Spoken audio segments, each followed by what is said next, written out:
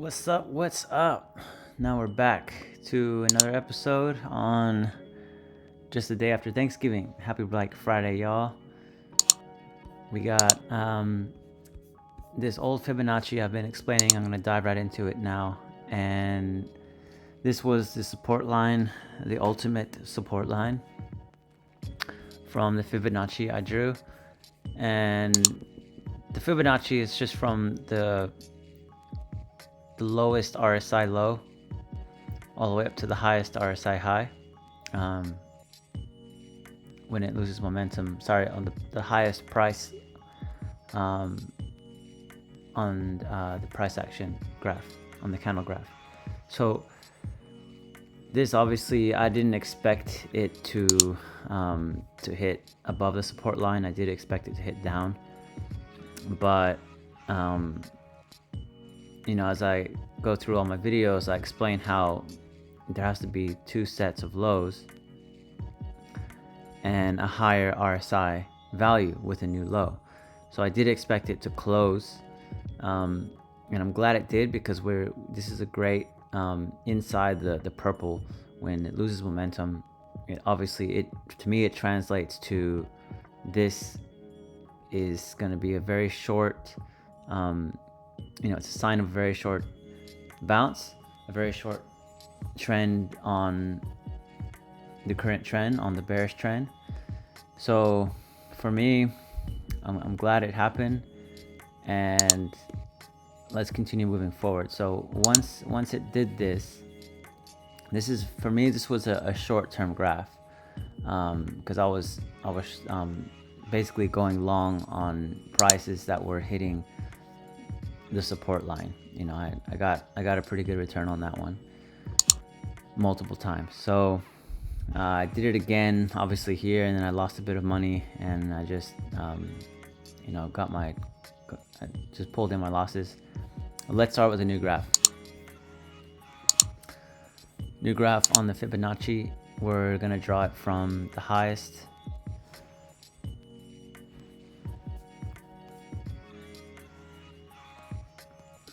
Sorry, 1 second. We're gonna draw it from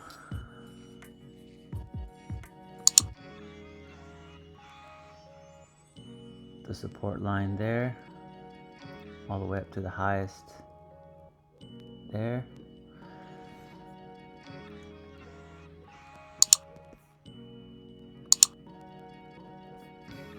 All right. Gonna make it a bit more accurate.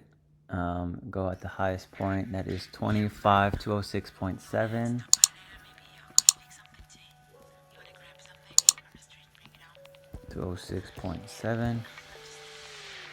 And the low is, it closed at 18,135.8. All right, that's our, oh wait, no, that's not it. I don't like that. It's actually here. Let's say it closed at 18809.6. 18809.6.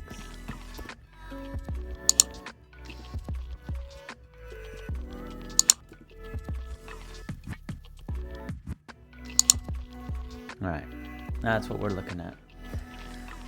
We're taking the previous support line that I drew before, and that's the new baseline for this new trend. We're looking at a reversal, so I went upwards on the Fibonacci to the most recent high. And now we can lock it up, set that in stone, so we can look at it through the daily.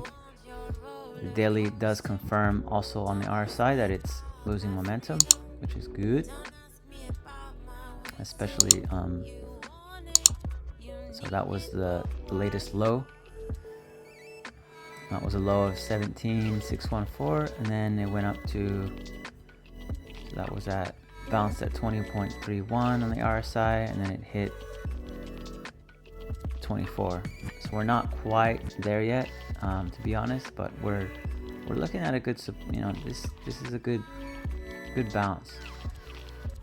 It's a good bounce. I like it.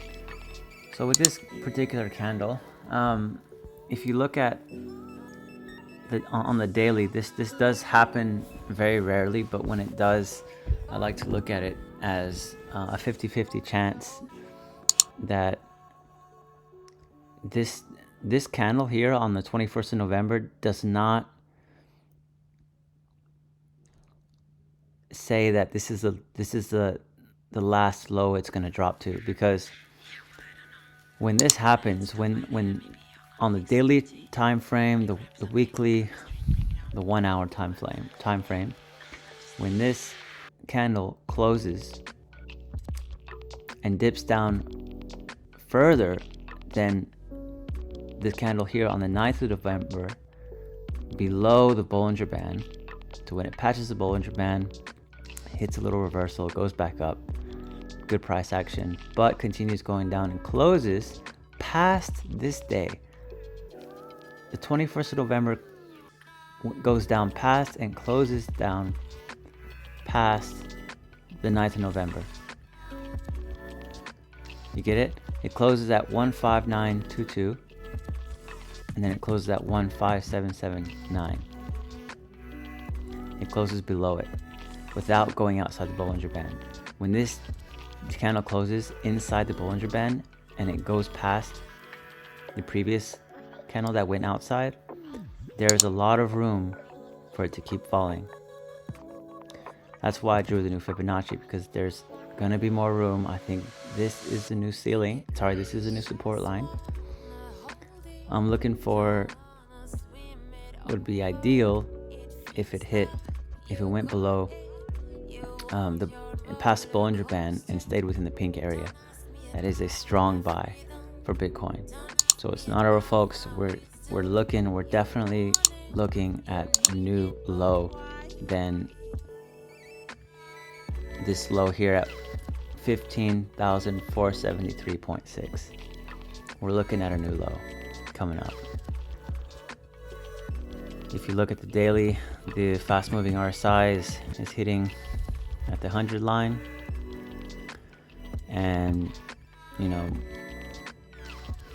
the RSI here is losing momentum on the sell, so it would be nice to see if that trend continues. Definitely continues. So, you know, I just keep an eye out. I would love for it to bounce at 14,856 or around that area, but as long as it bounces outside the Bollinger Band, outside here, you know, this would be great. I'm waiting for this to reconsolidate. You know, the Bollinger Band squeeze happen here, and it opened up this whole area of capitulation, opened up, and now it's closing again, and this Bollinger Band should be closing above the support line, above this value here at 14,863, because then it will go past the Bollinger Band. The price will go past it at some point and will hit the support line on the Fibonacci. So that's the key. Bitcoin has been following US 500 and US 100 a lot these past few weeks, especially this year. They've been mirroring each other, and which is really eerie, but it happens. And with the US 500, I drew a support line since the beginning of, when was it, the new low, the latest low on the slow moving RSI, and drew it up to the highest price action, sorry, the highest price back in January. And you can see there is a bit of support on the Dow 0.5.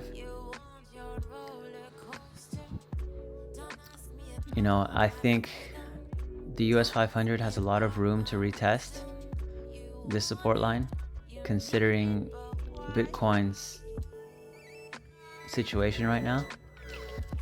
You know, I've seen a lot of instances where Bitcoin's price falls, and so does the US 500 and 100, and vice versa. So I think there's definitely a lot of room for continuing bear market downtrend, and you know, it's just a matter of when. You know, it's not really my call to bet on the strong price action of sell-off, but rather the rebound from certain trends, or definitely from a support line like this one. So for me to re-enter the stock market and reinvest, I will reinvest when it retests on the Dow, and buy in then, definitely. So I've been looking at certain stocks with Michael Burry. He has invested in, he's the one that pretty much predicted the previous recession. He predicted the last crash back in 2020 and also 2012. So I made a list. It's called Burry. He started investing in prisons, and he changed the name to, let me see where it is, Bristol Myers, Core Civic. It used to be called Core Civic Correction, but now it's called Core Civic, and it's just been doing really great since his he came in September, and it already went up 25%. We look at another one. These are all his companies. They have all been, you know, performing pretty well with the stock market, especially this one going the opposite of, this is a energy company, a Signal Corporation, sorry, a healthcare company, and this has just been awesome performing stock. I haven't seen any resets, especially here when this happened, you know, any resets going past the 30 mark. I haven't seen any, which is good. You know, there's an ongoing uptrend on the slow moving RSI, which is also good. It's not losing momentum in any form, but it is on the fast moving RSI. So, you know, there is a bit of a weakening momentum there. You know, it's good. It's good. So I would definitely buy this one. I'm just waiting for the slow moving RSI to hit this level, and actually will create an alert when it does, so I could buy in. And another one I looked into is the energy sector is doing really great, really good. I made up a secondary list of energy stocks mainly. I looked at Chevron, who has the highest dividend payment at 3%, which is great. I looked at the weekly time frame with the slow moving RSI, the latest high, losing momentum, so I don't see Chevron doing very well. I'm waiting for the slow moving RSI to hit pretty much bottom past 2.59 before I buy, and I want to take advantage into the lowest low that Chevron will experience. You know, historically, you know, on the graph it shows that it is losing a bit of momentum, and I'm waiting for any news that comes out about it, with the energy sector losing momentum, because if we see other stocks, you know, they're going down quite a lot. This one losing momentum as well. SPDR Selector Sect Fund is also like one of the best performing funds during this bear market since January. It's picked up so much. So, you know, since January, picked up from an average of 57 to 90. That's an amazing jump. Definitely amazing jump. You know, what is that?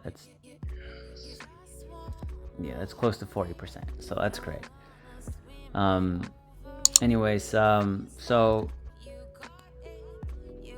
let's see how we're doing on time, y'all. and that's it. The financial sector is not, it's doing okay. They are suffering. They're putting out a lot of deals to get people to sign up for their credit card and credit lines. So it's nothing to be watching. But I really liked Burry's list. It was really interesting to see that. There was an earning report for a particular company, and I'm trying to find it because it was coming out really soon. I'm looking at the daily and I don't seem to find it anywhere. But it was a stock I was looking to buy. I think it's going into my other list, my watch list. Was it Mara? Nvidia went down. They didn't perform very well. They're also an underrated stock. I love Nvidia. They got a dividend payment coming soon as well.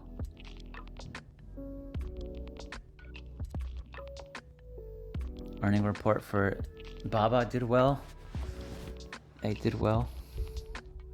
A bit sporadic like always, but they're doing well. Tesla's doing horrible.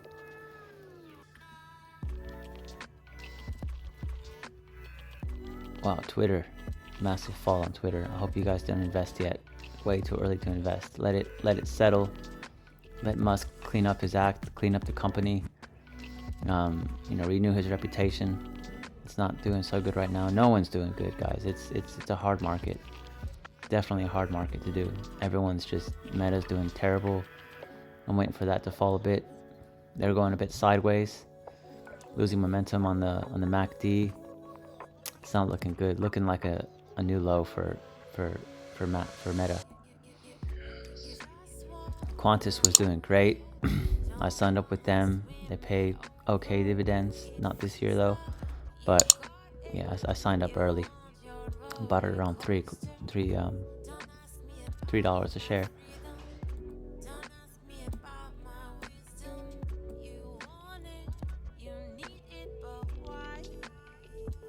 Yeah, I'm not sure where the earning report was I was looking for, but anyway, it doesn't matter. I'll pick it up next time.